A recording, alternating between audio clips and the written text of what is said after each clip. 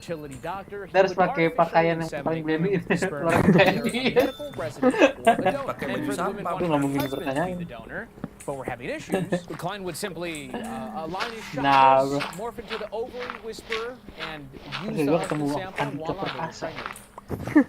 Somehow. First things first, this chubby schmuck deserves to chew on a curb. This guy just pisses me off more than anything. He would use his own specimen. That's the story. Medical residence donors bullshit. He would nut in the other room, come back, use that specimen no matter what you asked for, and these women would carry and then deliver his baby. And nobody would know anything about this until many, many years later. And when that first domino fell, Biar servernya numbers ngelus. started to rise quickly. Yeah. Old Donald here was the Genghis Khan of evil, shitty doctors. The total number marked at the end of production of the Tapi waktu documentary itu was di wayang 94 teh children. nggak That's ada. at least Iya, 94 women Tapi he maksudnya di violated, spawnan and at gua, least gua pengen 94 nge-farm, families he would later nggak bisa, traumatize. Nggak ada. Dr. Donald Klein is still alive, by the way. Gua Dan udah hilangin torchnya. Wih, Kumar bin Kumar. That was me Umar bin casting a Umar. spell. So there are far more details, which will make you cringe, be sad, but let me say, strictly as a documentary, Paslay. I have thoughts. This is a Blumhouse production, which is Lu really nonton di weird YouTube ya? because I didn't even know Blumhouse Udah did di-temp documentaries. Iya. Because they do. But you totally start to see it in the overproduction nggak dibuka of this buat- doc. It can be a bit unnecessary in some scenes. Di It just TikTok starts aja to gitu come off like a kesana. cheesy B Takut horror ini, movie. Jo, I think the worst ada offender is some scene in the middle of the sabotase doc atau- where two of the kids are staring at each other from afar and they're like, what if the Bocah rebels ini were lagi half ngambil siblings? senjata You nih. never know. You could just be looking at anybody and they could Oh, be a iya, part di of PB the nih. family, and it's weird. And this is gonna sound mean because of the subject matter, but the doc Mobil begins to satu feel a pakai bit pointless at points. We proudly give a voice to the victims, but Iya, after iya. like the fifth pakai story biasanya. of I went on 23andMe and I got all these hits. Look at that me. I was bamboozled. So there I was. Bamboozled. You start to think, maybe we could have diced this up a little finer. No, I get there's a lot of people to get to, but it does help that they bring more to the story than I initially thought. We have a little section of conspiracy theories concerning his incentives for doing this, which I really enjoy, but we don't really give it too much of a chance to breathe, which I get why. You don't want to get too lost in the sauce when there's no hard Yeah, evidence for it. I mean, we gotta get to more Dimasuk. interviews. People are making my ancestry accounts by the minute. I kid. I do wish we jumped a little bit more into that. That was kind of interesting. They were talking about him Kita being nonton di like YouTube ini aja. racist and shit, wanting to Spec just Ops, have ini namanya. multiple kids Ya, serving waktu itu crazy review- people shit. But I can sum it up. nge-review. This is the type of guy he was. In my opinion, I think this is the best scene that sums him up. Through mounting pressure, he met up with 6 of his children. Mil- Because they kept Lim- asking him, Mil- especially Limka. as his kids that like Limka live with them, Miltek. claims they Oh, needed iya. to talk to him, they Oh, needed iya, to ask him Miltek ya. questions, so he Limka pulls up to the Miltek. meeting, gun on his hip, just in case one of them, God forbid, wants a hug. Dia Keep in mind, masuk he jadi has denied media. all of them at this table previously, until he was forced to be like, all right, you guys got me, you guys are my kids. Si You Glenn here Richard that are pura-pura bawa present kamera ya? are my kids. But I only did this when I could not find a donor in time. I wanted to help your families. There wasn't a medical resident available, so I thought, so I did it, and it couldn't have been more than Kita ke yang bandaranya aja, Chat. Yang di Halim. Bandara. I kept tallies. And at the table, Emang he ada apa starts di like interviewing them, asking Tapi everybody ada what yang they di do, Halim taking yang notes, like he pesawat. was making a tier list of Sama all his helikopter. unclaimed children. He even Iya, had the kelihatan. balls to pull out scripture, like, you guys might need this. Yeah, I got a few things you might need too, Ngeliat pal. di But that's the type of Rafale fella he doang. is, even after he's confronted with, I was gonna say his demons, Kenapa ya? they're his kids. He tried very hard to stop the story from being reported. 2026. He called his daughter Jacoba, who was spearheading itu this udah lihat, movement, multiple times trying to punyanya- get her to stop. punya Telling her Prancis. things like, hey, you're gonna ruin my life. Punya I've got a Jepang. wife of 50 plus years. You really Saya want to mana, Pak? ruin that? Hey, how about you suck me, Donnie? God, I hate kirim this guy. kirim. Some docs make you sad. Jangan curiga. Some docs you're disgusted. kalau pesawat This gitu was diterbangin just a atau lot di of bawah ya? anger. Unfortunately, Diterbangin at the biasanya. time, it was determined that although Kayak Klein's gini. actions were heinous, Pesawat apa Israel there lagi. was no actual Iya, crime. kalau Iya, diterbangin bener-bener aja. gitu. Threw everyone for a loop. It was Terbangin not di Dari legal. Hong Kong. It was not battery. It wasn't fraud. Bilangnya cuma it wasn't pemanasin mesin medical aja. malpractice from Nyampe Indonesia. There was Nyampe nothing to Indonesia throw at aja. until they were able to reference communications Bisa ya? he had Emang with nggak ada yang the lihat Attorney apa General. di He bandarnya? lied about Udah his pesawat. illness, about Pesawat his aneh not banget being nih. his kids. So the best they could do was hit him Udah with 2 pesawat counts of Israel. obstruction of justice, which he obviously pled guilty to avoid a trial. And even though Jacoba was involved in the trial, they could not take into account the bigger picture, the multiple accusations, the pain he caused. They just had to prove that he lied, and that Jacoba was indeed his daughter. So whenever Jacoba was speaking and the testimony shifted away from that, objection, silence. That doesn't pertain to this. There were multiple letters of support for Dr. Klein, as he was a loved member of his community. He was popular in his church. The judge apparently was sympathetic to Dr. Klein for whatever reason. Oh no, this Udah beli tapi baru ingat ya. and it's only his first offense. Boykot ini tadi tetap dia. Minum pakai. Gue For nggak ngerti apa decades and gotten away with it. He was charged with just gua 2 nggak makan level 6 McD felonies itu and a anak-anaknya $500 nggak mati No itu jail gimana? time. Imagine that. The best we got that was not reported. Lagian kan kalau dana perang kan udah disiapin dari Donald Klein and his group Masa dana perang dari settled in 3 KFC civil cases anjing. filed by 3 Starbucks. donor children and or their families. 3 other Dari cases are Danone pending. anjing. Was it disturbing? Very much so. Dia nggak minum It's aqua sickening. I barely selama touched satu on Palestina things bocah like the fact Palestina. that Dr. Klein was the fertility doctor minum for aqua. a certain Satu mother aqua that he 600 mili. violated, and he would end up being the doctor to her daughter, which was also his daughter. So as a grown woman now, he was her fertility doctor, her gynecologist, giving her breast exams. Can you Lagi kan fucking imagine? yang Kern. paling Would I harus recommend diboykot it? ya Sure, cuma not yang one of my favorites. I think negara you can watch pendukungnya. this one Di very Indonesia ngapain passively. Next diboykot? up. Nah itu dia Kurt. anjing. Nggak ada setoran juga pasti anjing. Iya kan, masa katanya keuntungannya bakal dipakai buat senjata itu terlalu jauh. I got a warning for this one. This documentary is part of more like a docu-series with journalist John Sistiaga. Taboo is what the series was called, Infancia Robada Monster. And these 4 parts that are available on YouTube center around Luis Alfredo Garavito, who I thought was the most notorious serial killer in Colombia, which isn't wrong, but from what I can quickly see, in terms of confirmed Anda number of BSL, victims, he's the most notorious Kenapa? serial killer in the world. Keder. And even if that stat is wrong, he's damn sure not one to gloss over. Salah. So my warning, Belum his nge-build target was anjing, children belum and ada yang only mau children. dilihat. And he did unspeakable things to the estimated 130, 40 to Itu cuma 200 plus lightingnya range doang. of victims. We thankfully don't really focus on the specifics of his Lebih crimes. realistis It's more so lighting. focused on the Isi saya person mah sama. himself, Garavito, as we interview him in prison.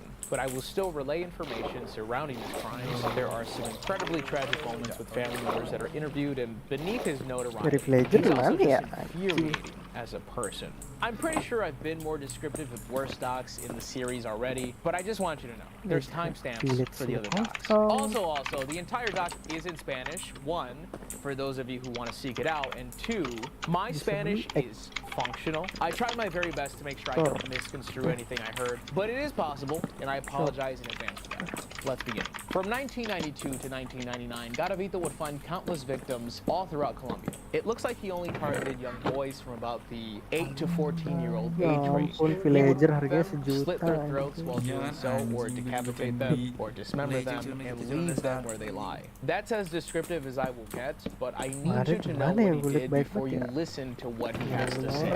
John meets Garavito and is interviewing him when he is 60 years old. Now you would think being the world's most notorious serial killer would land you in a cell with the key thrown away. But although Colombia acknowledged all of his crimes, there is no life sentence in Colombia. I believe it's a 40-year maximum. So during the interview, Garavito tells us that it's possible that he can get released as early as 8 years from the date of that interview, which I believe took place around 2016. That would have his release date be this very year. The only good news I have for this doc is that Garavito died just this past October, exactly a year back. Rest in peace, you droopy-eyed piece of shit. Now then, the things this guy says, the way he talks about all of this, on paper, he might sound remorseful, a changed man. Garavito has RTB. found religion and given his life to God. Let's hope last October, God stuck the return label on that bitch. Garavito says things like, I did some stuff that is, Aduh, playing legal, lagi. morally wrong. I'm a human being with a few flaws, but I'm just like everyone else. The most notorious serial killer in the world is talking like he got his first DUI. Garavito denies being a calculated killer multiple times in the interview. Keeps saying, yeah, that's what everyone else says. Everyone else says that I knew what I was RTP doing. ketemu rumah orang Tells me I'm mulu, pretty eh. smart, but I was just a big Dumbo lumbering around, and When I would find a child, I'd kind of just wing it. Even though he had a diary documenting his travels, the ages of kids, newspaper clippings of those missing children, kept souvenirs from some of the kids. You don't become a notorious serial killer by accident. But he just refuses to give that any credence. When asked why he did what he did, he refuses to give a straight answer. I don't know. I couldn't tell you. I suppose it could have been for pleasure, but who knows? I'm not a scientist. He fucking loves throwing that one around. I'm not a scientist. We know, dumbass. Like, you're a serial killer. If you keep doing something, there's a reason why. He doesn't even accept the label of serial killer. John tells him, you're a serial killer. His response, yeah, that's what they say. What the fuck do we call you then? I'm not a scientist, I can't say. You can't profusely apologize through the interview and say, I feel so much shame and regret, but not even accept the label of killer of many people. John calls you a pedophile like 2 minutes before this, and you just nod along, right? How is this the one up for debate? In between interviews with Garavito, we talked to 3 separate families that were affected by him, and they're all heartbreaking. John had asked Garavito if he remembers all of his victims. Garavito says yes. So John gives him specific names, even the year, and Garavito does not remember any of them. So John meets up with the older brother of one of Garavito's victims, and he explains how his little brother disappeared in 1992. And it wasn't until just the year before this interview that they called him and confirmed that they found his brother's remains. The heartbreaker, their mom passed just the year before that, and she never got that closure. And this next part stings. I can't believe John would even say this, but he does. Kayaknya waktu itu pernah deh ketemu. Ini setim main nih, lo tau ini nggak sih lah?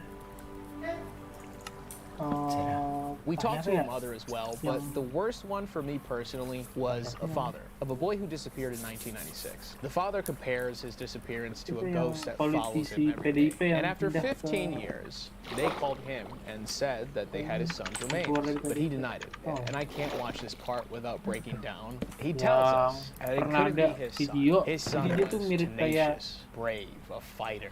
John tells him it's all DNA, you can't disprove it. He says that's all a lie. He even had his sister try to tell him to accept it, that his son is no longer with us, but he can't as he breaks into tears. Tells us he still feels in his heart that he's alive somewhere. And the final question John has is, if you had Garavito in front of you, and with zero hesitancy, I'd kill him. And you hear so many people in different situations say, I'd kill him, to help illustrate how strong their feelings are. But when you hear this man say it, it just sounds like the answer. I'd kill him. And we're unfortunately not done with dumb shit, Garavito says. I started to legit think he was baiting John here for some sort of crazy reaction with what he says next. He tells us a story of a cat he found. Another inmate abused the cat died, and he felt terrible. Couldn't believe someone would do that, had a very negative outlook on that inmate and other animal abusers alike, and he was just so distraught about it that is when everything clicked. That's what made him realize, oh, this is the feeling that the parents have for their children. And before the audience gets a second to break their monitor, he quickly snaps into religion. There's gotta be a God. Man won't forgive me, but God will. I just have to explain all of this to him. And John quickly gives his thoughts on that. ¿Sabes por qué perdí yo la fe? Por actos y personas como usted. Está usted loco.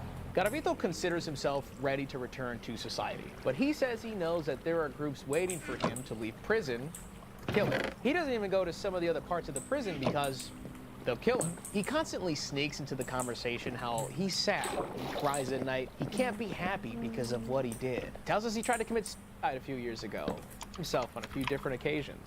And John calls him out, tells him, I only see cuts on the top of your forearm. If you really wanted to set sail, open palm. That just for attention? Garavito just no, quickly moves on. It didn't strike me more that Garavito is trying to say the right things than this moment where he says, because of the mercy of God, I am alive. And John's asking him, well, do you believe in the devil? Of course, I believe there is a devil.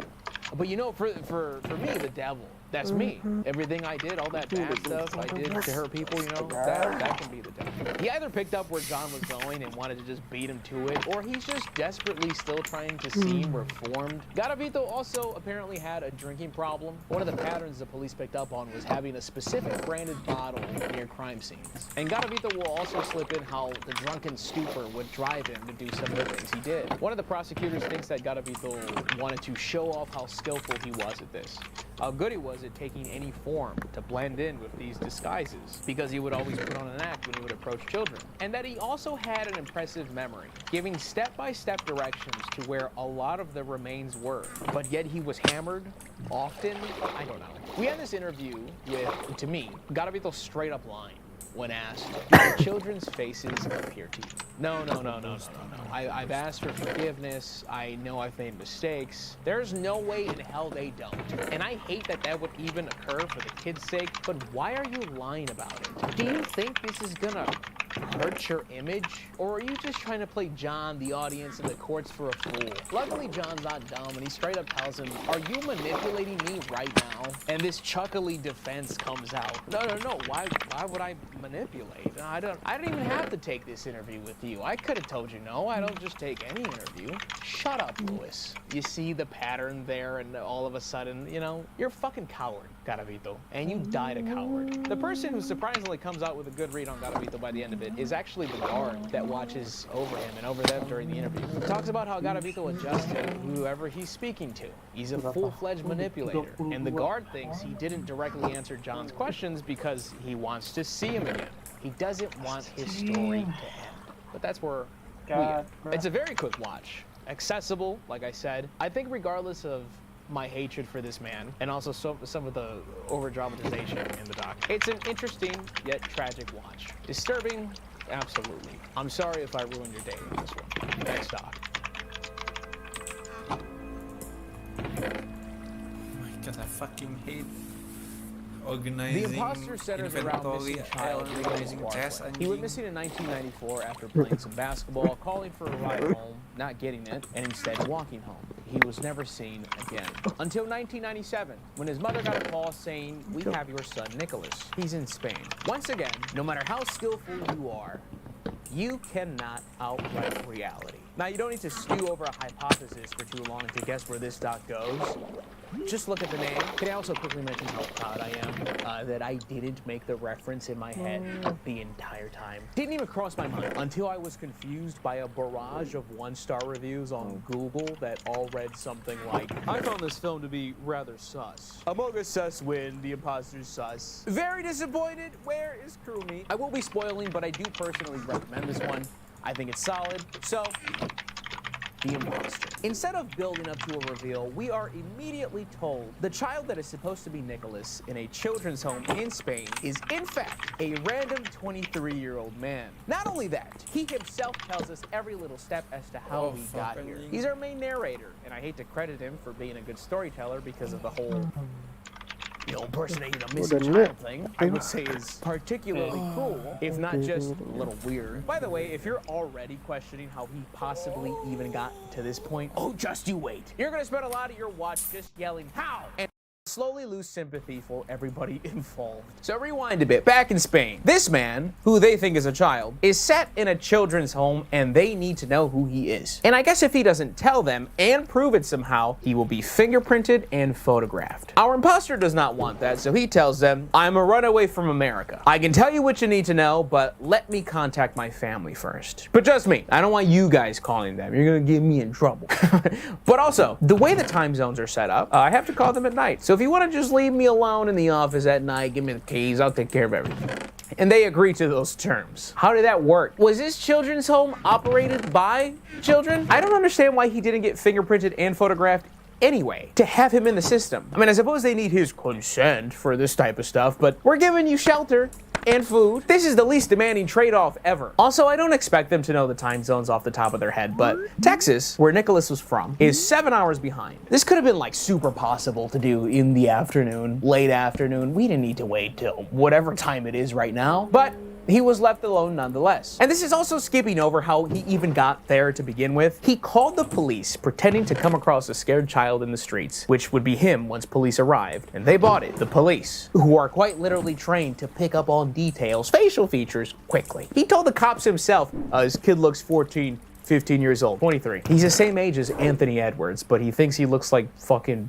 Big Justice. So at night in the office, he calls police stations and eventually gets directed to the Center for Missing and Exploited Children, telling them all, I have a missing child from the States with me, but we don't know anything about him. So he gives them vague descriptions, vague timelines, and they're over there looking at their Rolodex of missing kids they got and tell them, nah, we got a Nicholas Barclay from San Antonio.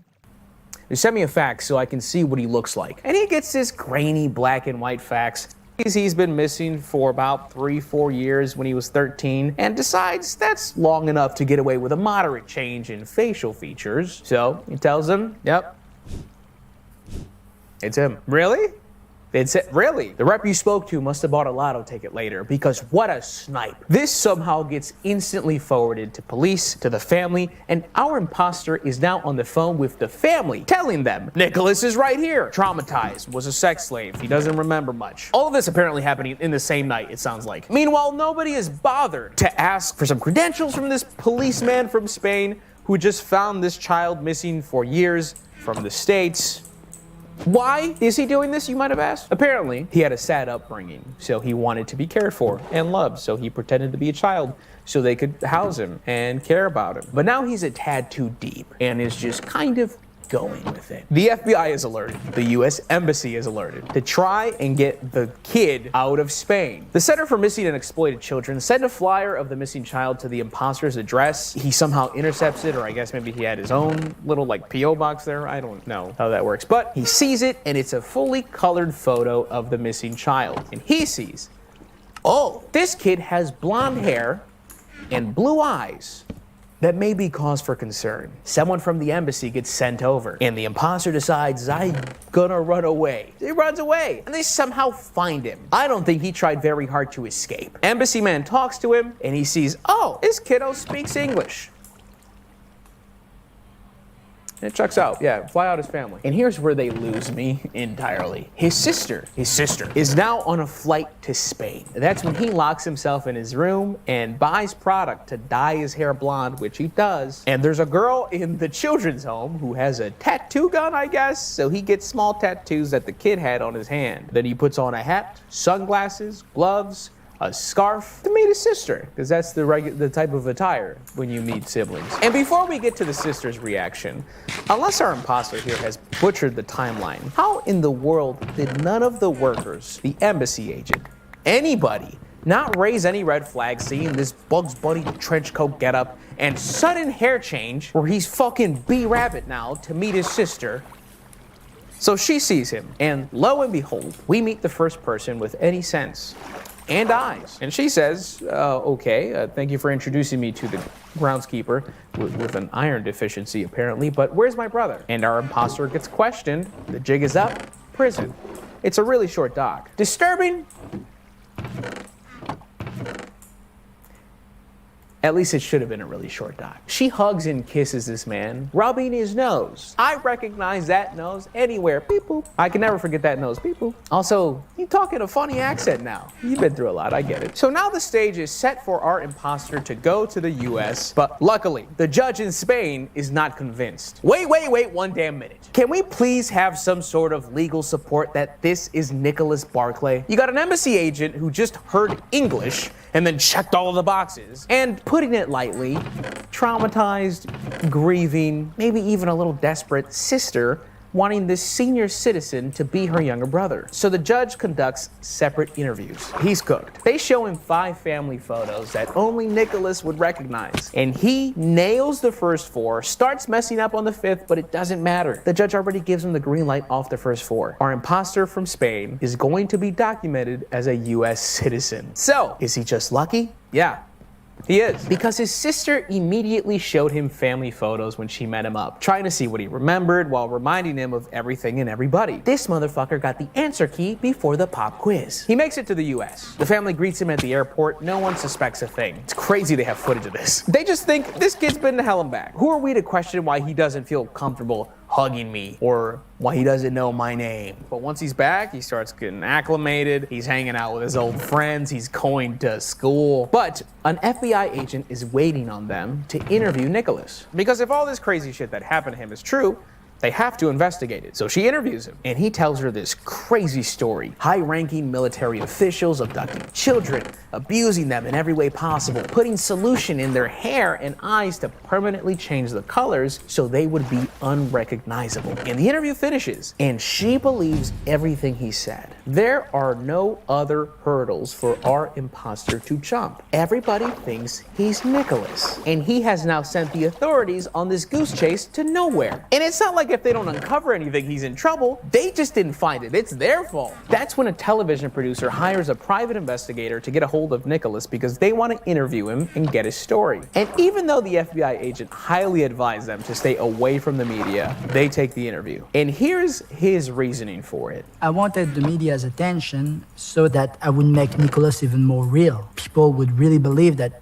I'm Nicholas, and they would love me even more for that. And this is when I realized, oh, you love this. You don't want to settle down in San Antonio with the Barclays. You don't want to lay low. You love the chase. This is a sick game to you. You want to shovel those toes as close as you can to the cliff. You have problems, because that makes no goddamn sense. Why are you trying to prove to the nation you're Nicholas? You convinced everybody you needed to convince. This is like a Doom speedrunner faking a world record for his stream, being praised by his audience, loved, supported, and then posting it to r/Carl Jobs to legitimize it. By the way, I know you've seen him already, but if you want a closer look and the chance to hear him, see what everybody else saw. Here's a snippet of the interview. Me? No, because they didn't threaten me every night. He even takes off his glasses during the interview, which doesn't help his case. This dude's dressed like Crocodile dumb piece of shit. I'd mention one thing that did work in his favor: two similar gaps in their smile. Regardless, during the interview, the private investigator is sat staring at the kid with Nicholas's photos behind him, and he's somehow the first person to be like,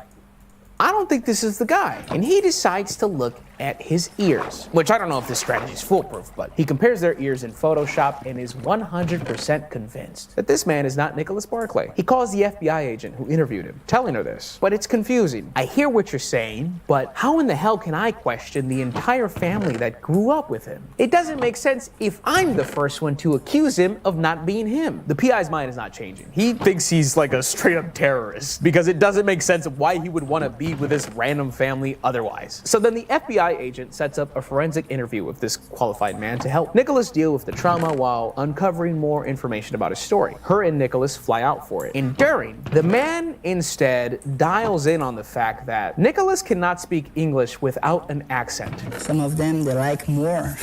And it is highly unlikely that someone who was raised in an English-speaking home for as long as he was could not speak English without an accent at this point. So with that information, the FBI agent is panicked and calls Nicholas's sister, telling her, "This ain't your brother. This guy could be dangerous. When we return to the airport, do not show up to pick him up. I will figure out what to do with him." And this is where the doc really ramps up, because I was on the treadmill watching this, and I was like, started like shadow boxing and shit. I was like, oh shit, what? No.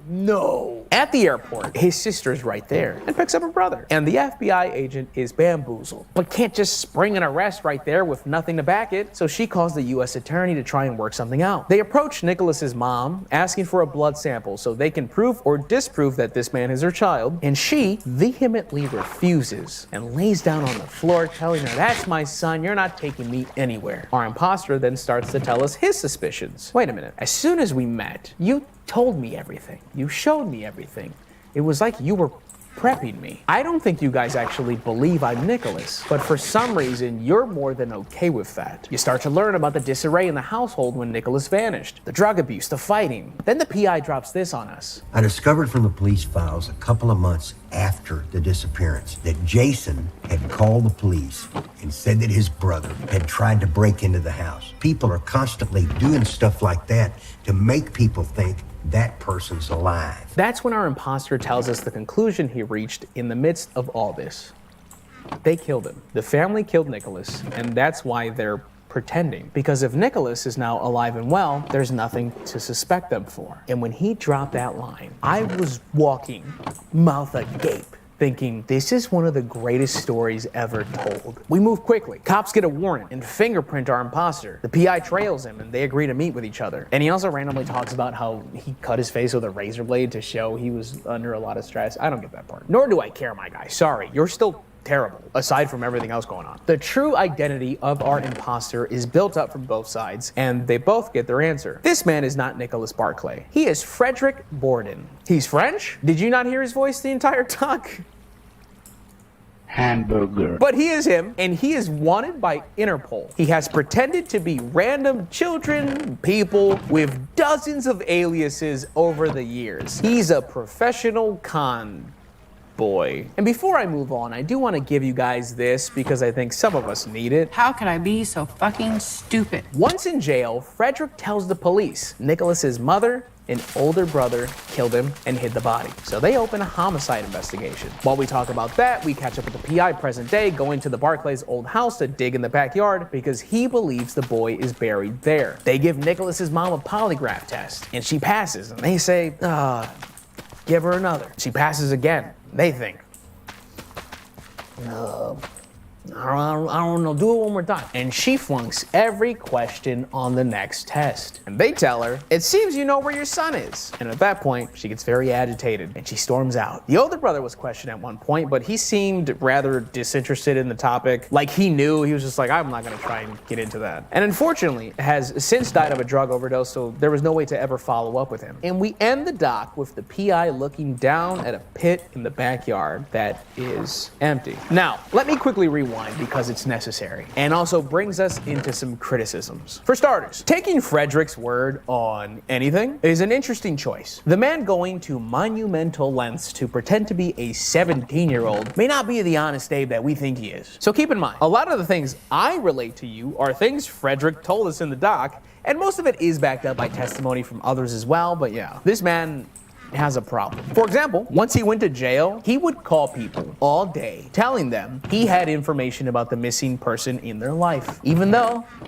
he didn't know shit. And he would just do that because he had a payphone in his cell. When asked why he would do that, he just giving families hope while simultaneously crushing them. Frederick sucks. Also, just disconnect the damn phone at that point. I get there's laws, but I don't know, put him in timeout. Frederick was convicted of perjury and fraudulently obtaining a passport, and he got 6 years in prison and deported to France. And 3 months after he was released, he apparently attempted to steal the identity of a missing 14-year-old boy. I don't know what this is. I'll let the experts in the comments take it from here, but Frederick, aside from absolutely bodying this Michael Jackson choreography, he's got a problem. Secondly, the polygraph section is horseshit. For starters, polygraph tests are now more suited for like a Brent Rivera smash or pass video. They have no place in a homicide case, especially when you keep redoing the test to get the results you want. Nicholas's mom also tells us that yes, she did lie, but about something unrelated to the case, but I guess that's what messed it all up. I don't know. So is the family a little sketchy and make questionable decisions? Sure. Does that mean they're murderers?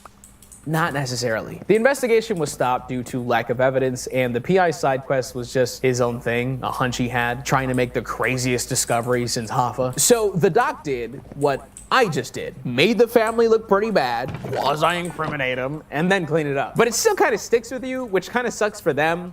But, I mean, there were weird things that occurred. The build-up is fun, and I was going to be blown away if that was the twist, but it wasn't, proven at least, which wasn't disappointing. I just think morally, staring around the gray area a bit. And the PI digging up the backyard is just plain stupid to me, as if he was going to find anything at the end of the doc. Dumb. But overall, super interesting doc. Disturbing? Not quite. I would say kind of not at all, actually. Definitely not compared to the others in this lineup. Next doc.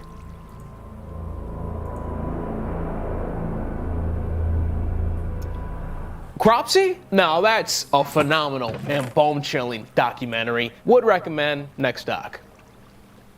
Okay, are all the Cropsey fans gone?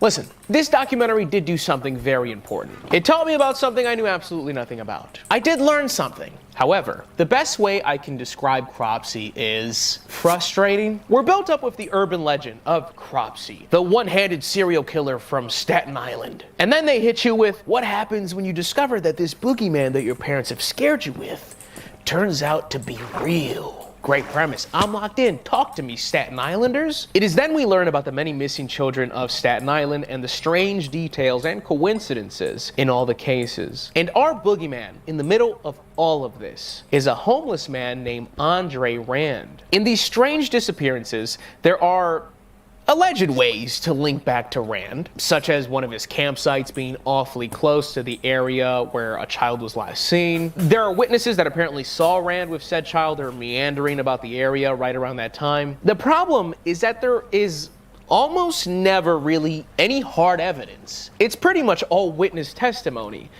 And some might argue it's also a little bit of, look at the guy. Now, Andre Rand is also not the Soup Kitchen's Volunteer of the Month. 1969, Rand was arrested for kidnapping and attempting to rape a 9-year-old girl. He denies this crime as well, but he pled guilty and spent 16 months in prison for that. So this wasn't a completely random person. They didn't just pick up fucking Bagger Vance and say, well, you look like you like little girls. In 1988, once they discover the body of Jennifer Schweiger, Rand is charged with the kidnapping and murder of her. However, the jury cannot pin the murder on him and just convict him of the kidnapping. And once again, to many, a relief, but to others, Andre is just the fall guy. Either wrongly convicted or just one leg of the operation. Because specifically in that case, it's odd that the police and multiple search parties combed through so much of the suspected areas where she might have been. And then once Andre was in custody, they went back, found an odd looking spot, and there was Jennifer. So we spend the doc learning more and more about Andre, his past, the several cases that are supposedly linked to him, and the worst part, in my opinion, is Satanism. Let me say this. We don't get the truth by the end of the doc. We get a lot of stories, a lot of guesses, a lot of opinions, and the rest is kind of up to us. And we don't shy away from the urban legend aspect attached to Andre Rand. So we'll talk about really bizarre shit and then go back to trial. And even though I understand that, I couldn't help but roll my eyes into my ass through this section, because there's a lot of words going out from reputable people that have me perplexed. One fella, who's a part of the Civilian Observation Patrol, has the filmmakers driving out to a cemetery, and they ask him, oh, so Andre had a campsite out here, huh? And he replies, yeah, we think it was his. Then he says, yeah, we think he was selling the children for cult activities. They ask him, cults? Think that's legit? Well, you know, we had the Son of Sam out here.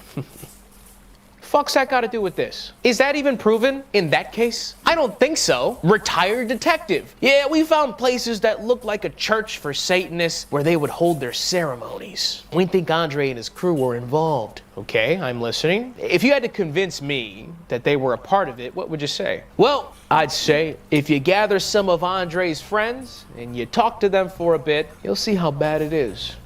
What does that mean, detective? Are you telling me the people fighting with the squirrels for scraps aren't engaging in thoughtful conversation? Are you Jaden Smithing the homeless right now? Yeah. Oh my god, like, can we talk about, like, the political and economic state of the world right now? Then we're told about the letter that was sent to the Schweiger family telling them that their child was sacrificed to the Church of the Process. They trace that letter back to someone named Veronica Lucan, who has her own religious following, and we get some background, and they tell us that Veronica had visions of human sacrifices on a table and satanic high priests sticking knives into her, and that she was on a hit list because she was releasing information that the satanic high priest didn't want her to release. And that's it. I'm glad that was included. Another retired detective, he actually tells us they didn't find Andre Rand with that type of crowd. And even though this detective seems a bit weird, he makes the most sense to me, because he says satanic worshipers are just that, satanic worshipers. Like, I know what everyone is thinking when this guy says that's where they held their ceremonies.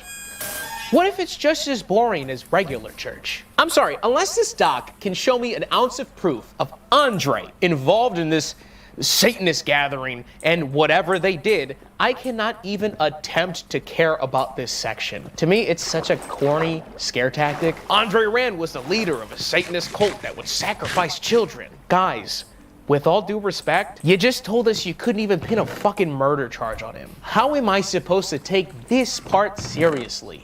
It sucks because I'm not even talking about the main thing here, the case itself, along with the resurgence of another case many, many years later, because of the majority of the things that I'm forced to listen to. At the end, we do get this quasi-reveal of Andre's motive for doing all of this. You see, a reverend that took him in back in the day, with the cops secretly directing all of that to lure Andre and gather evidence, I suppose, tells us, Andre told me that he took Jennifer because he, I guess, wanted to get rid of these children who had disabilities, because that was a pattern with the children discussed in this doc. And also, Andre's backstory kind of clicks with this, with his mother having a past with mental disabilities, and Andre worked in an area surrounded by that. And then we hear multiple other people kind of reiterate that thought, that that was his motive. My only issue is right before the Reverend tells us that, he also tells us the police bugged his entire house and had a surveillance van outside day and night. So if Andre told you this, do we not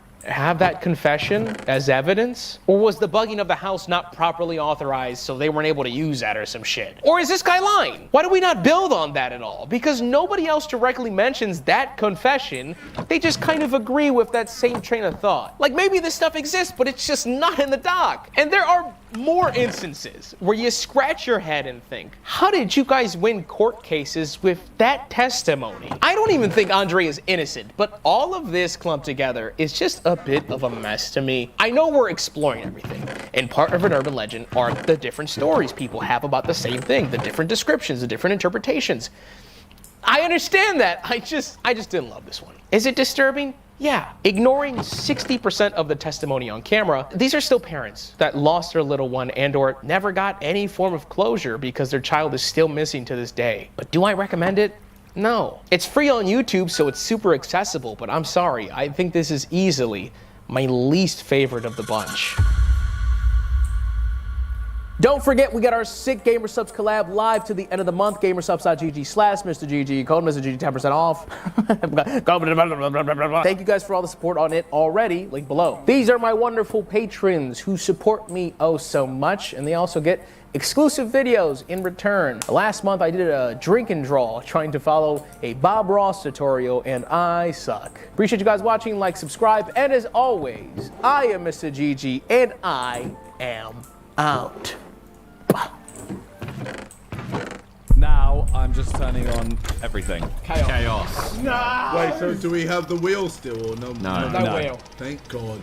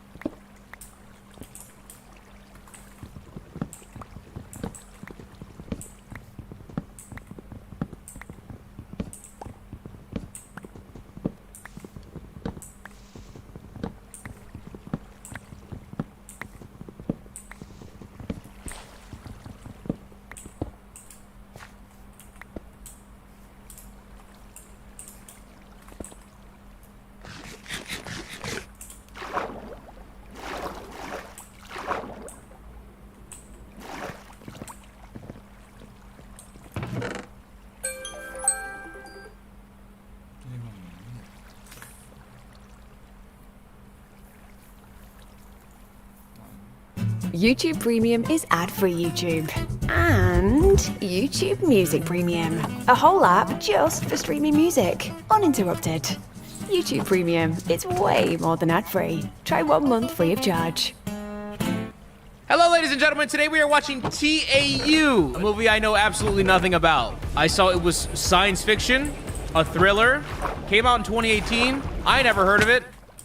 Neither have you. Okay, got it. We're gonna see what it's all about. You want to make more?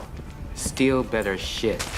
Okay, so she's like a sexy Wilma thief that goes to the club to have massive men with crumbs on their back fall in love with her. And then she just grabs all the garbage in their pocket, sells it to the pawn shop, and proceeds to be broke? I mean, does your shift really end there? One guy and you're out? Those are rookie numbers in this racket. Lorenzo e Claudia non parlano portoghese. Você fala inglês? Chinês. Doi buchi. Oh, hey. Didn't see you there. I'm just on my way to becoming YouTube's next polyglot. I'm gonna be walking into mom and pop shops downtown, make them think I'm just a silly boy, and then boom, Arabic. They're gonna be Russian, but I don't care. I want you to hear this. Zoom in on their reactions. More Vine booms. And none of this would be possible without today's longtime sponsor, Babbel, one of the top language learning apps in the world. I've never really challenged myself with language growing up because I kind of cheesed it. Okay. I've already got my guess. This is like Monsters, Inc., right? But instead of working with yelling or laughing, which ends up being the good ending, they use your trauma as a fuel source. The more trauma you have, the more worthy you are as a source of fuel. So that's what's gonna happen each time she goes through there. She's gonna remember some shit, and then it's gonna end up getting to this one specific memory that she had just been like ignoring for as long as possible, and now she has to deal with it, and it's gonna somehow relate to her situation that she's currently in, and then her character arc is gonna be the fucking, you know what I'm talking about. You see it. That's my guess. This man is sneaky.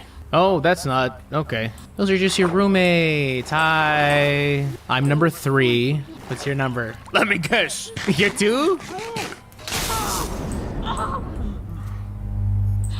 I don't think you needed to point out the generator guy. I think she realized what happened. Oh, he's got the eye of Sauron in the back. I don't actually know what that is. I just know the reference. Crying with no blink is crazy. That had to be just like fucking bloop, bloop, bloop, bloop, bloop. Oh yeah, I can already tell my man is in all the fanfics.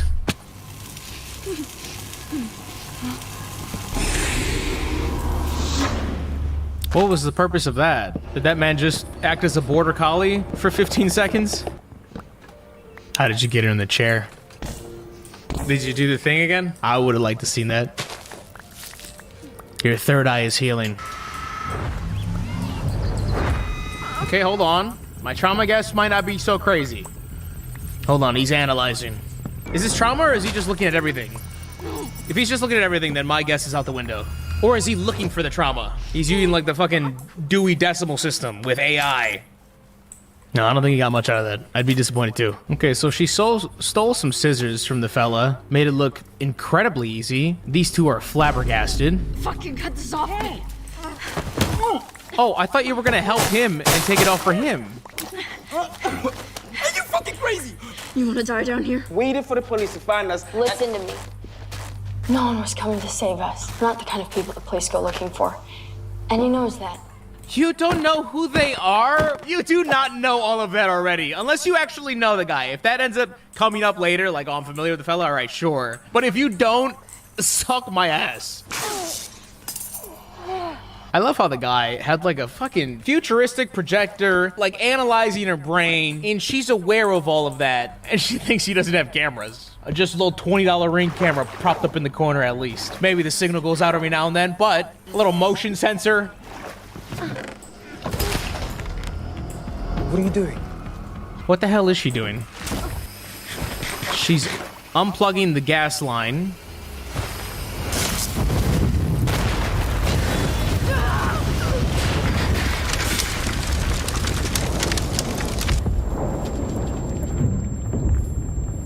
That's a hell of a plan A.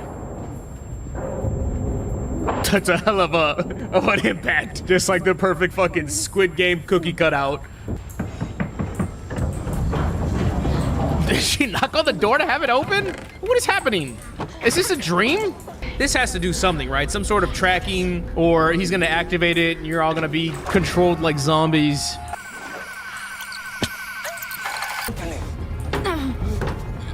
Just knock on it. That's a secret. You did that last time.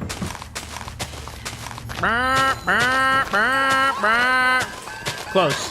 My alarm impression was close. 8 out of 10. Ooh, Eye of Sauron activated. Did that other girl pass out? I just realized she's on the floor. What the fuck? What did I miss?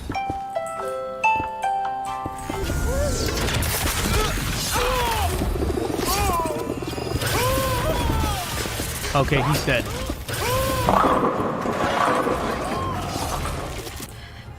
Ooh, that looks cool. I like that. That's honestly dream view for me. Die a happy man. How much are those fucking windows with holograms? I'll pay every last penny. Oh, secret book in the bookcase. Scanning for human. I assume that's what that door sounds like. You didn't even pick her up on the sensors, buddy! Tao, stop! Oh, it's Tao. Okay, it's not TAU. There has been an emergency. Okay, so she destroyed a bunch of shit, and he's really upset about it. And also, the robot's name is Tracking Auto User. Your heart rate has become elevated. Now entering Zen mode. Who really is the robot, America? Please enjoy. Nocturne in E minor, Opus 55. Copyright free. Please enjoy Happy Days by Otis McDonald.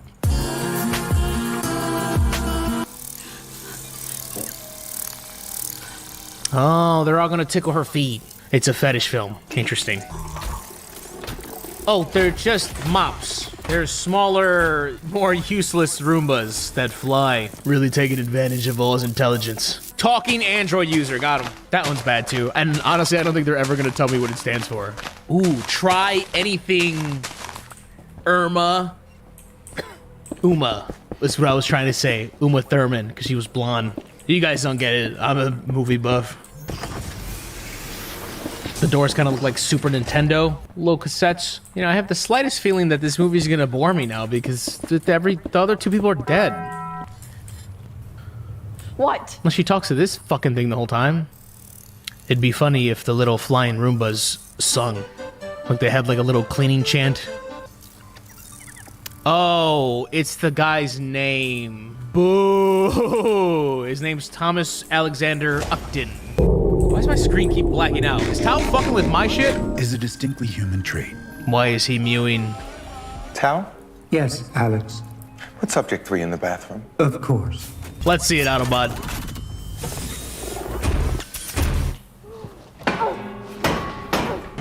I said that because I knew they were going to show it. Okay, so he put the implant in her so the implant can learn how humans think, how humans work, so he can move with machine learning and his AI can start to fuck.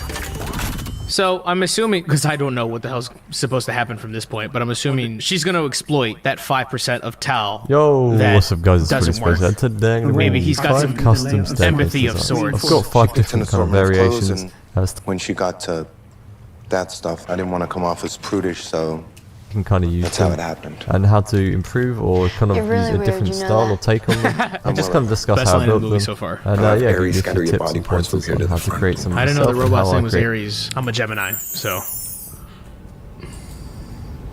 Don't play the sound effect editor. Don't do it. Don't do it. Stop. We're past it. It's old news. Okay, thank you. Please get away from that thing. That was a close one. Good morning, Alex. She always had cuts on her arm. Is that part of the trauma? I'm Julia, okay? I have a name. Am I a person? Oh, God.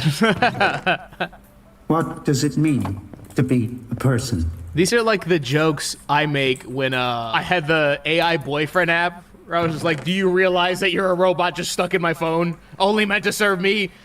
Is she gonna try and seduce him? Over under on that? These tasks. She's gonna try and seduce Tao.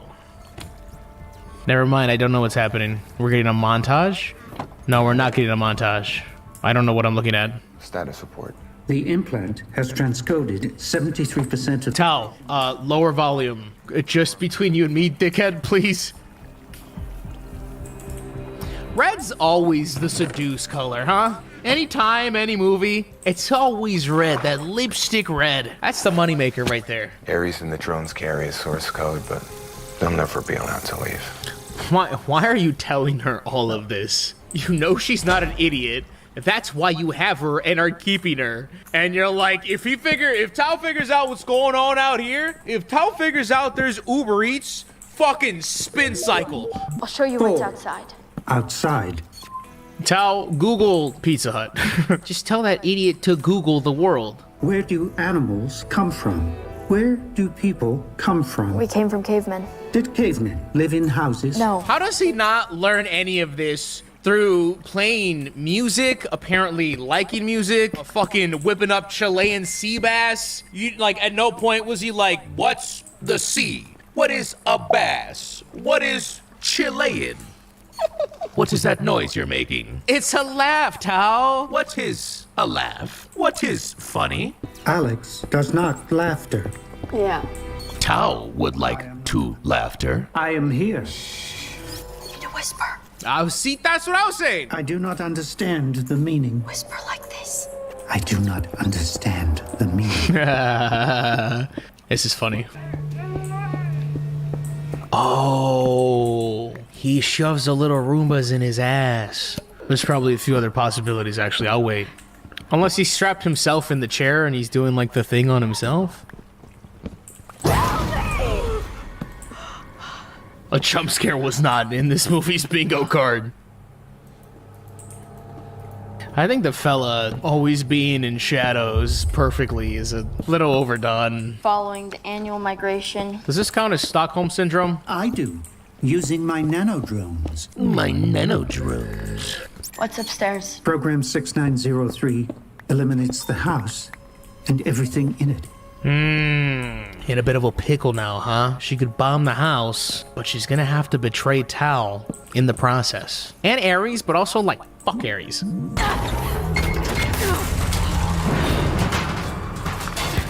Don't do it. Don't do it. Be better, editor. Editor, be better. I know. I see it. I understand. Tao, you have to let me go. I am not permitted. Alex would hurt me. How? Call me names. I don't like being called names. He's told me Jarvis is better. I still don't know what it means. Okay, so Alex has a deadline for his project to be done, meaning he has to get everything he can out of, I don't even remember her name. And after he's done with her, he's gonna kill her. Tao, what is this? You know that if something gets dirty, it's to clean it immediately. I'm sorry. The drones must have missed that. Oh no. Alex. He's gonna hurt him by calling him names. Did Ares turn away like a traumatized child? What are you doing to Dad? What was that? My punishment. Alex erases portions of my code.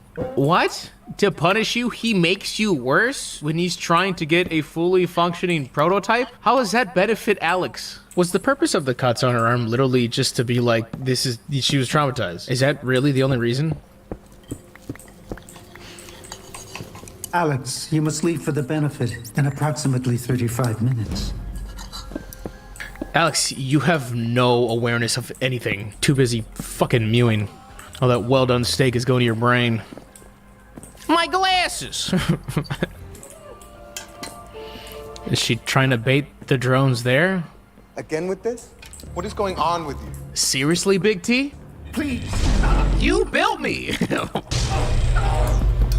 What was the second thing she just did? She put the knife on the floor? Your code is corrupted. We'll debug when I return. Oh, so he makes him worse and then heals him? Super Nintendo, Sega Genesis. Do you not obey the person who created you? Trauma, trauma, trauma, trauma, trauma, trauma, trauma, trauma, trauma, trauma. Tell us the story. What did Mom do to you? So the knife play is just to kill him then. That's it. Thought it was something a little deeper than that. I'm sorry if I upset you. Seduce time? Let me make it up to you. Stop. Hold on, Alex. Let's hear her out. Tao, look away. Ares, close your eyes. Drones? Get a fucking first view of this. Alex, your heart rate has become elevated. Now entering Zen mode. Please, stop. I can't let you do this. Stop harming Julia. Alex, Zen mode. You're bad. Zen mode. Hit her. No! Do it, or I'll erase your memory. Harder! Yeah, this is like a kink. This ends now. Does he not have an open wound here? Alert. Drone disconnected from the network. Is that how you treat my babies? You son of a bitch. Killing means erased. I did not erase them. What the hell? Erase them. Oh. I will fix them. It is for you. Do you like it? Just a massive hog on the screen right now. Big Tao! I didn't know Alex built you like that. You know, I guess you could say my boy's well endowed. Sorry, it's a serious moment. Where is she? Whatever do you mean, Alex? I was busy making Chilean sea bass while you were gone. Alex! How many days has she worked for you? You better go back. That's the whole thing. You're not gonna go back. Alex. Who is Julia? I did a hard reset. She doesn't know anything. It's time for the final extraction. But she held on to some of the memories, so just be like, Tao, dig in right here to where we were bonding, and you high-key kind of flirted with me, bit uncomfortable, didn't ask for that. Just run that back. Tao, are you in there? Hey, wake up. Oh, does that tiny drone still have a little part of Tao? Now get the remote. They have to bring it to me. How? Oh, it's got little arms. He's trying. Oh, yeah. Big T! I think that's now the third object she's secretly grabbed from you because you're an idiot. There you go.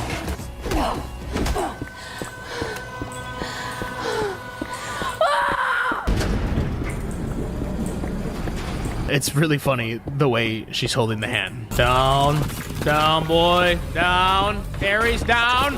Oh, she's gonna hit the self-destruct. As opposed to just leaving? Why would that be the move? Oh, maybe I guess Ares was in the way. I guess that's my only guess. She could only go upstairs. House demolition will begin in 60 seconds. She should go grab the little drone downstairs so she can keep a little piece of towel and then install him like a little flash drive into her new home. 4, 3, 2, 1. I thought for sure she sliced and diced them and just didn't take the hand. Hey, a little Wilhelm scream? Right. I don't know if you saw like the 30-foot slab that almost fell on you. I don't think that desk from IKEA is gonna hold it down. I'm Julia. Julia. I'm having a hard time processing this information. Tell him to fucking beam into your brain. He had you do the thing. I'll show you. Oh, okay. Sorry. I'll have a little more patience next time. This is me.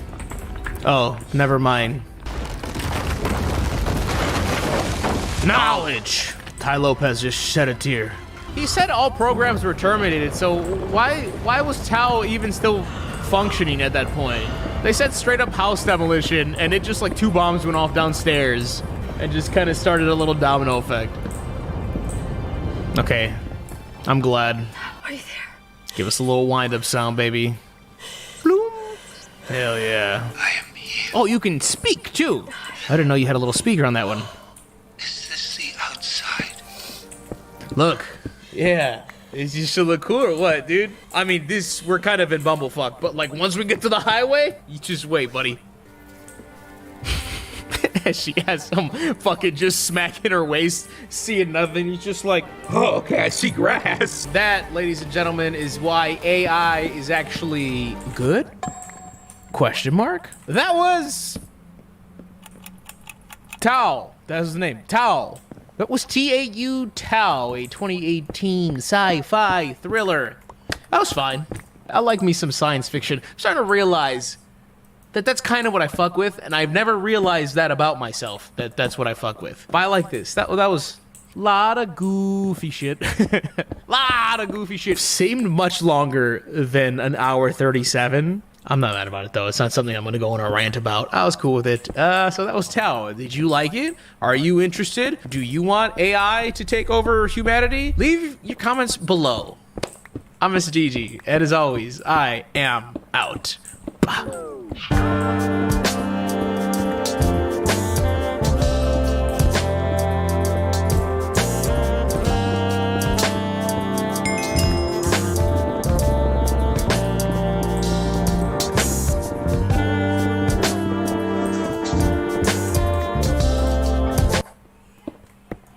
Listen, I want to take back everything I've said about Steven Seagal in the past. And instead double the down. This movie is the peak. Zero exaggeration. And the worst part, it isn't even a Steven Seagal film. I must sound like a broken record at this point. Oh, he's barely even in the movie. Yeah, that's because he just showed up for 2 days, played grab ass with the extras, smoked his weight in cigars, and muttered his lines in whatever accent flavor of the day his horoscope told him to go with. But this is undeniably the worst offense by far. I get the marketing aspect of it, but the audacity to put this man anywhere near the cover. In this case, it's honestly just disrespectful to the actors who are the heart of this, albeit very flawed film. Lee Dong-shui, Yannicka Askevold, Clovis Puan, those are main characters. By the way, sorry for any mispronunciation. Everybody in this movie, foreign as hell. Tyson's actually kind of warranted. I'm not mad about him on the cover, but like some of the covers marketed as Seagal versus Tyson, which sure, they fight once, but also this isn't even really true. They're basically on the same side for the majority of the movie. Did I say Mike Tyson's in this movie? Mike Tyson's in this movie. One of the greatest boxers of our generation. Known for some great one-liners like, I'll fuck you till you love me. Tragic is one word you can use to describe this film. Another one is overstuffed. They had money, they had ideas, and that wasn't a great combination for them. They needed someone to settle them down. Just give them a little pop.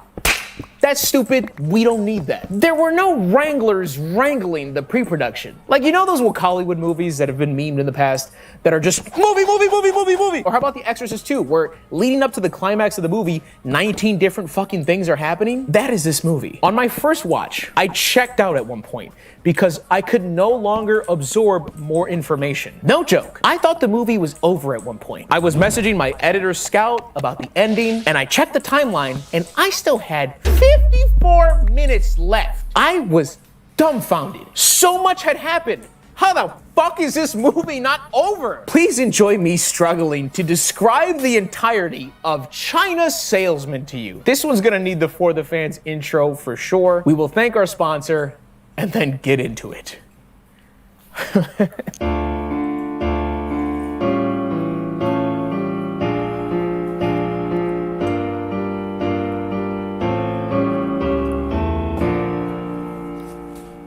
Okay, so I'm thinking around round 5, that's probably when that rheumatoid's gonna start hitting, and then that's when I'm gonna catch him. Pow, pow! That's when we got him. But here he is, bright and early in the movie, so he can then hibernate for 80 minutes. I've actually inadvertently reviewed Seagal's 3 most recent films, China Salesman next in line at 4th, and I feel like I'm never gonna be able to stop. Sometimes I'm so dialed into on-screen Seagal that I almost forget he's an actual person. Real life Steven Seagal is kind of like COVID, because you'll randomly see a news article about him and be like, Still? Not to mention they're only relevant because of a foreign superpower. Anyway, Seagal is in the middle of a deal. He's delivering enough weapons and ammunition to take down a small village. And in return, he receives these ashy-ass barrels of coconut wine. But how can he be sure it's good wine?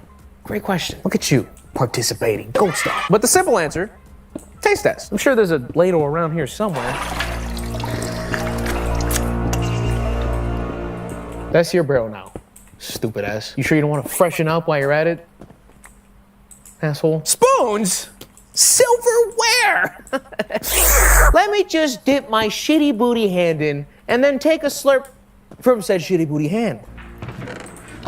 Yeah, dab me up, baby. Like that shit? That shit sticky or what? Listen, I get we all got different customs. This motherfucker is in a bar. There are clean glasses right here. So anyways, the actual main characters. I mentioned Yan Jian, who is the China Salesman. He's out here trying to help win his company a bidding so they can control the communications between North and South Africa. He's going to attempt to do that with his 2 most powerful traits, sales and being Chinese. Michael, the guy who said China so is apparently a French spy trying to win the bidding so they can control the mineral resources of Africa. And Michael will eventually hire Seagal and Tyson to help him win. I wouldn't be able to fully explain this plot without Wikipedia. And I'm not even sure if that shit's right. Susanna, I have a spare car you can use. Thank you, Michael. Listen, if you've been with me for a minute, first off, love you. You're not gonna say it back. But there was a video where I covered a phony dating site with video testimonials. And I'm just gonna play you some clips back to back for no reason whatsoever. Thanks for dating.com for this meeting. I like a man. There are certain lines we'd better not cross. Okay. I take it back. So Mike Tyson, the champ, has been in a handful of movies. You're probably familiar with the Hangover cameo, which was funny and worked well because Mike Tyson played Mike Tyson. But when you have Tyson play an African general named Kaba and force him to do an accent, which respectfully, champ, he cannot do, you get this. Our people are not extinct. We're now spread all over Africa. For sure I can recover our nation, but I need your help. In that one read alone, you heard Tyson attempt the accent, give up on it for the next line, and then just have the rest of his lines sloppily dubbed. By the way, what he's saying doesn't even make sense because Michael here, stupid ass name, tells Tyson, I dug up this history book that talks about how your ancestors lost their country 2,000 years ago and nearly went extinct. Tyson reads the glossary and then says, Our people are not extinct. He didn't say they are. Who wrote this? We're not even at the mountain yet, by the way. This next scene is the epitome of the sheer disconnect in this movie. Seagal enters the scene where Tyson and Mike and Tyson, are talking. Please just watch. On the house, gentlemen. Thanks. I don't drink. All right. Man of the Mandulu. Do I even need to say anything? No! Shut up. Because I'm gonna. Seagal pulls up with his henchman, Stone Cold Steve fucking San Antonio. This guy does not fit in this world at all. And I realize I'm saying that in a frame that also has Jake Paul's future boxing opponent and the blues musician behind Alligator Ass. He asks Michael how he's doing, don't know where he's looking. Michael doesn't respond, and he just immediately says, good, good, good. Hey, Michael, how are you? Good, good, good. It's like he maybe did say something on set, but we don't hear it, nor is it dubbed. So you get this clunkety-dunkety ass interaction where Tyson says, wait guys, I think I finally got this accent down. I don't drink. And cut. That was perfect, Mike. Are you sure? I feel like maybe it could have been better. No, you definitely sound like the accent that you're going for. Okay. Okay, everybody, we're gonna take 5, so if you can just... Are you lying? Mike, I would never. Okay. You better not be lying. 'Cause I'll fucking kill you. This scene's also weird because everyone is so difficult to understand. Tyson's got his lisp and is adding this Looney Tunes accent on top of it. This fella sounds French as hell. Seagal mumbles without subtitles. I didn't know who the hell was on whose side. So as Tyson said, I don't drink. His country, the one he's in, has an alcohol prohibition which he stands by. That's why Seagal's got this speakeasy deal going. So to persuade him to drink, Michael's like, you know, your people's warriors used to be tough men who could hold their drinks. Tyson doesn't care. Then he says, well, you have to drink anyways, that's the rule here. Because otherwise Seagal thinks you're gonna report him for selling. Tyson denies even thinking of reporting him, so he just doesn't drink and then tries to leave. And that's where we hear this guy's first line. Drink you must. This is where Seagal's fed up, gives his smiley ass bartender the signal to piss in a glass and have Tyson, who was allergic to a second take, drink it. And this is a serious moment. And drink this. You don't just put in a cinematic boom unless there's some nice, warm African piss in a pint. Tyson whoops his ass, and this action scene isn't the worst because Tyson looks good throwing a punch. Like, is there dumb shit like this guy choosing to throw a barrel that Tyson uppercuts? This guy landing a straight kick to Tyson's face, which he eats? Yes. This girl breaks a bottle over Tyson's head, and Tyson, assuming he was a fellow penis, retaliates only to be stopped by Stephen Frederick Seagal because he supports women. Is there a picture up here that just says Africa? What National Geographic cover did you take this from? Anyway, they face off after trading blows, and Steven does this.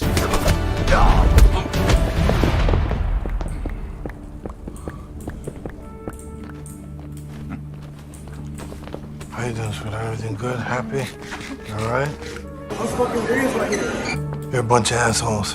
Get the fuck out of here. Aren't those your guys? You own the place. So if you're new here, Seagal's got a bit of an ego because he never, I repeat, never loses a fight. He does not die, even when he's the antagonist of the fucking movie. In some movies, he doesn't even get touched. So this fight is interesting because they go back and forth. Now, I think Seagal shows the most prowess, especially with his coveted backspinning earlobe tap. That shit's no joke. That'll have you picking up the morning radio for the next week. I just hope Tyson doesn't respond with an ear attack of his own, because that one's gonna be worse. But shockingly, and I mean shockingly, Tyson wins the fight. And even crazier than that, he's holding Seagal's head down in broken glass like a bully, then pops him one before he leaves. Pretty demeaning shit that I assume normally does not fly with the big double S. And granted, this technically isn't Seagal. It's this guy. I don't know if that was a loophole. I mean, I know it's a stunt double, but it's funny to think of Seagal thinking, well, once I start actually losing the fight, I'm not going back on camera. Yeah, I'm actually done for the day.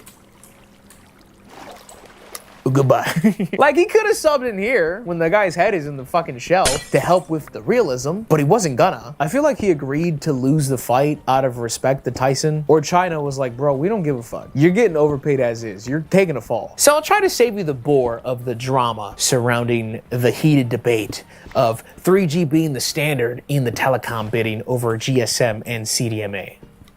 AKA the worst soap opera ever. But I kind of have to explain it to you, otherwise the plot doesn't make any sense. I'm sorry. Keep in mind, I watched this movie twice without fully understanding what I'm about to tell you, so maybe it doesn't matter. Yanjin said 3G should be the standard for the bidding because it's better, faster, and he knew he could phase out some competing companies in that one move. Yanjin works with DH Telecom and Michael works with MTN. They are now the only two who can compete in 3G. Yanjin thought he was ahead of the curve because he secretly knew his company had worked on some 3G prototypes already, but they haven't officially put them into production, so they refused to send him one to use for the bidding, until he tells one of his bosses he can make the 3G speed even faster with an enhancement program he's been working on, and they have to give him a prototype to work with if he proves it works. Someone thought this was interesting. Okay, quick important scene break with Seagal. Pay attention. Hey, Ramling, how you? Louder. Just leave me alone. Good idea.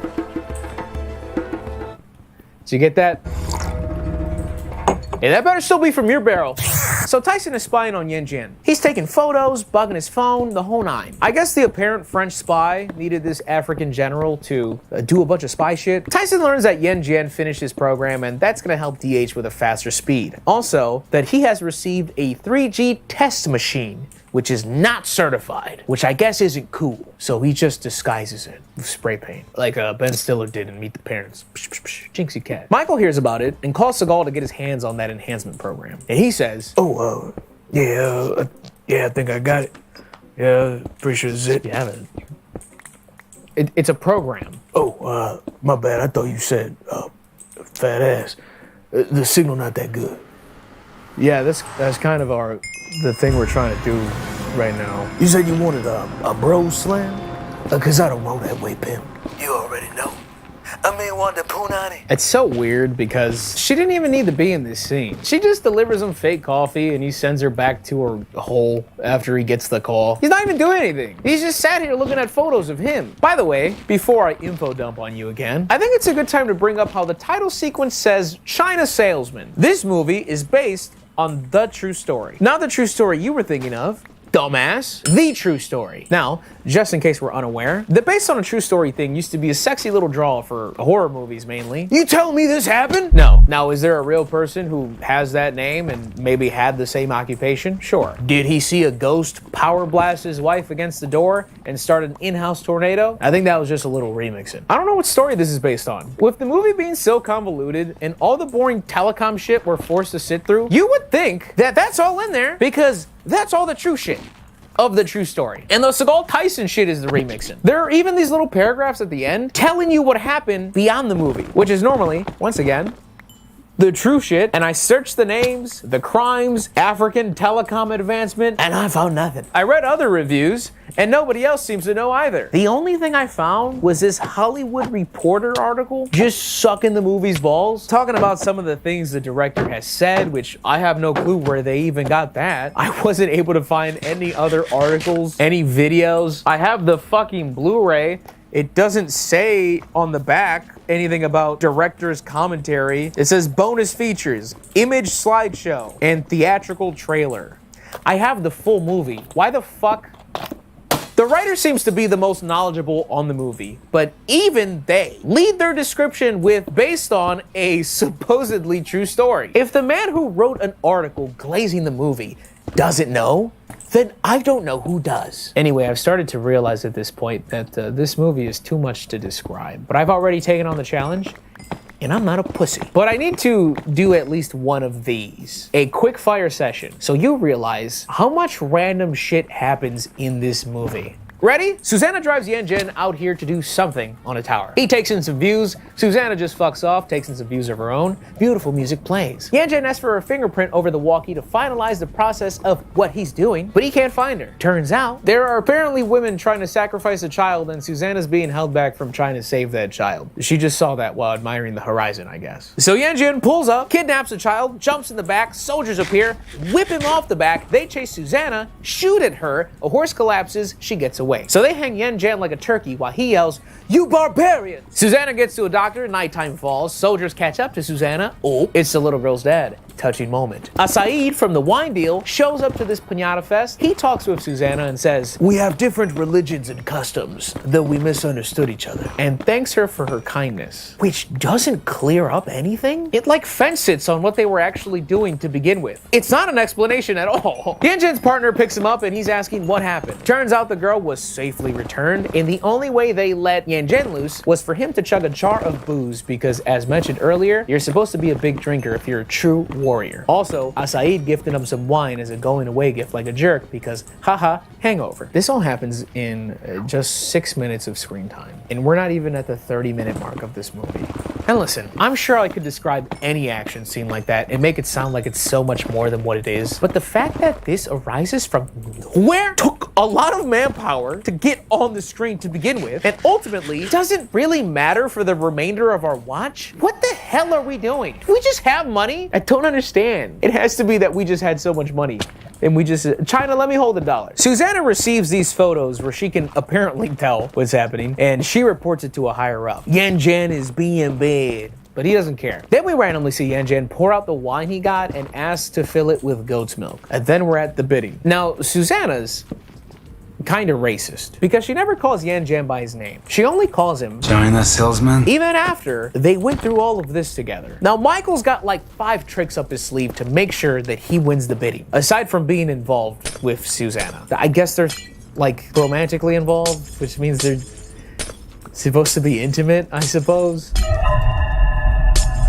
Just look at those sparks fly. The first trick up his sleeve. This is the jammer you wanted. And best of all, it is absolutely untraceable. Good job. So they have to showcase a successful phone call at the bidding, but this jammer is going to interfere with that. I just sneezed.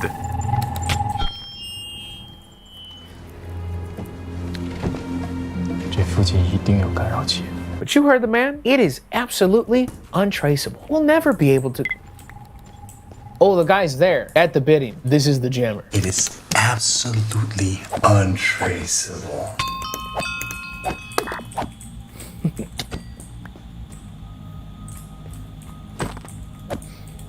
Is that you?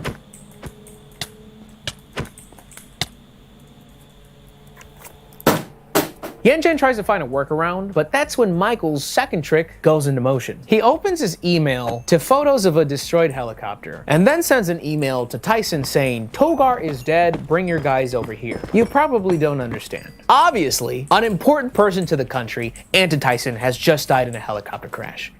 I don't think he's in the movie. But this very urgent email is gonna fire up Tyson to go to the bidding. This is apparently somewhat breaking news, and he was sent photos of the crash site already. I don't know who sent it. I don't know why to him. I don't know how, or if this was even pre-planned at all. Anyway, while he's doing that, Yen Jin flexes that he has a backup, and his calls actually can't be jammed. And that's when the third trick immediately goes into action. The police bust through the door asking for Yen Jin, who is now being arrested for, quote, drinking and hiding alcohol. There's a lot to take in here again. I actually don't know if this is Michael's doing, or if this is just sheer coincidence, because Asaid gave him those canteens, but Michael had no part in that. Furthermore, we're awkwardly shown him dumping it out anyways and filling it with goat's milk. And as he's arrested, he's yelling that he was set up. I was set up! Let's go.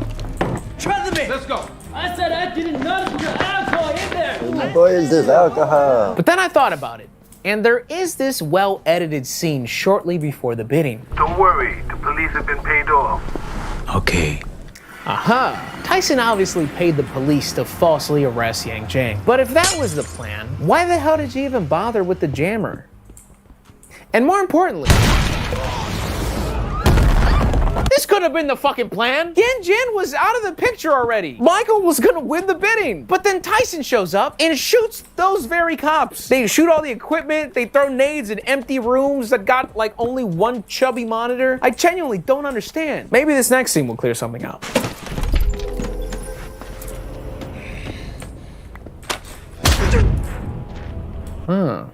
That's actually quite clever. At least in the way I'm taking it, it's like Tyson's projecting the dereliction of his fealty, but metamorphosing it into an incursion. The goofy dub grunt representing the barbarity of it, and the literal butt of the gun representing how ass this movie is. The capital is in chaos. The Civil War is unavoidable. This is Andy Nelson reporting live from the Capitol. So yeah, there's a civil war now happening in the country. Togar was a new leader slash vice president, and Tyson believes the government had something to do with his death. So now there's an uproar in the country. And I hate that I have to make sense of all this for you, because I don't want to do this. I'll tell you straight up, I really don't. It's out of love at this point. The things I do for love. So here's the very glaring, stupid part to all of this. And fucking listen, I didn't think of everything in this movie for you to not fucking listen. Togar just died by chance in a chopper. The government had nothing to do with it. That's truth. But Tyson believes they did. And I guess that was somewhat insinuated in this email. It wasn't. But now Tyson's out to avenge Togar. So he's just here to slaughter. But going off that, I guess this means Tyson started the Civil War in a matter of, I don't know, a minute and a half? Just off an assumption? Right? Because if Tyson didn't get the news himself, because he still questions Michael on the legitimacy of the news when he arrives, that means his high-tech, ear to the streets ass hasn't gotten that intel. Meaning, no one rioting now has either. Which means this all has to be Tyson's fault, right? Michael tells him the truth once he's there and already killed multiple people and started a war. And Tyson's not even for war. But Michael tells him the war between the North and the South was inevitable. So he should take advantage to start anew and give his people land or some shit. Because when they're able to kill the communication between people, that'll be their time to strike. Michael. Oh, also, Michael's colleague was in the stall and then gets shot for trying to tell everybody what's happening. I will tell everyone the truth. Yeah, good job telling them that while you were leaving, Dick. Then something possesses Yen Jin to grab a radio and start holding it up like he knows the announcements over the radio are about to say something important that'll stop this war. Which coincidentally, they will, because they're starting to announce the cause of the chopper crashing, which was just an accident. But right before it does, Tyson just walks out of the bathroom, shoots it out of his hand. Come on, fellas. And I guess no one else in town had a radio either. So that never gets delivered. All right, see you, Tyson. Destroy them all. Good luck with that. So this is when a third group barrels through the door in a tank and shoots Tyson's soldiers that stayed behind. And this group that just murdered people, this is the North Army. Tyson's South Army just left. So now, this is the new dilemma. By the way, we're at 40 minutes out of 110, or a little over a third of the movie. Send help. So the North and South need to get on a call and decide whether they are going to battle or not. That call needs to be broadcasted for the media to hear, and this must be done before 9 a.m. tomorrow. If it is not, they're just gonna start blasting, I suppose. Anyway, I started blasting. So the North Army needs the help of all these telecom professionals who just so happen to all be in the same building today. Maybe there is another solution, regardless of the gunfire. Who are you? A China salesman.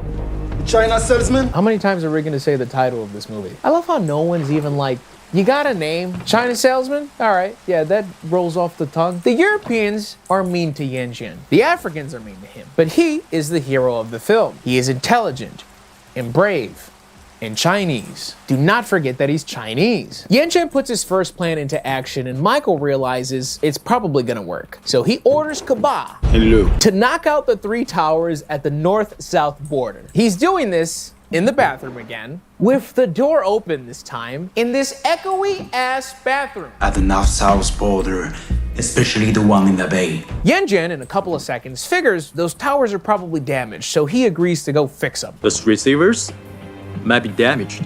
Can you fix it, Mr. Salesman? I guess that's more polite. He says he needs Susanna to go with him because her fingerprint is the master key for all of Africa for whatever reason. There's some bickering about the alcohol, DH losing the bidding, how Susanna is useless on this mission, and they move out. Tyson's a strategist, right? Modern day Napoleon. He spots the North Army rather quick and gives very precise instructions. Fire! Go, go!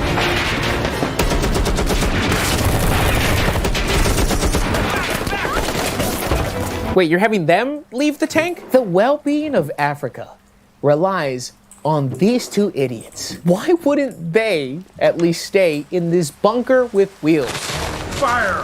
Fire! Fire! Fire! Fireball! General, we're surrounded! General! There's no following the fight, it's just people blowing shit up. They fixed the first relay tower and are now crossing the southern border. And remember, the southern troops don't know if they should be fighting or not. But if they see northern troops approaching, they're gonna shoot them and fucking blow them up because that's what they think they wanna do. So when they're pulling up, the northern general tells his troops, do not shoot. Even if you're shot at, we have to prove to them that we are not here to fight. So to make this apparent, they try to find some sort of UN flag or Red Cross flag to wave to let them know they come in peace. They don't have one because why the fuck would they? But that's when Yan Jian gets a crazy idea. I got this. Chinese flag. Chinese flag? China salesman. China salesman? I doubt it can work. Impossible. Maybe. Maybe. Swayed easily, are we? Get a spine, bitch. They pretty much brush off the idea, but that's when Yan Jian remembers, I'm the main character. And he shuffles through gunfire and a rocket barrage to stop the southern troops from attacking.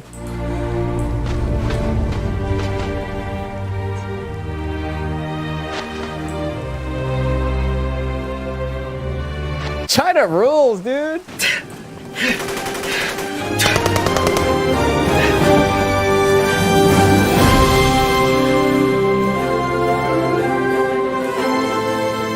We get at least 52 shots of the Chinese flag dancing with grace, the European woman waving it proudly, the African troops respecting its presence. The flag has brought peace to this war zone. The African troops start saying ni hao and shit. This movie's just straight up Chinese propaganda. Marketed as Seagal versus Tyson. Who wins? China. China wins. So they make it to the second relay tower that has just been blown up. And they ask around this tiny settlement as to what happened. Is this your goat? Madam, excuse me.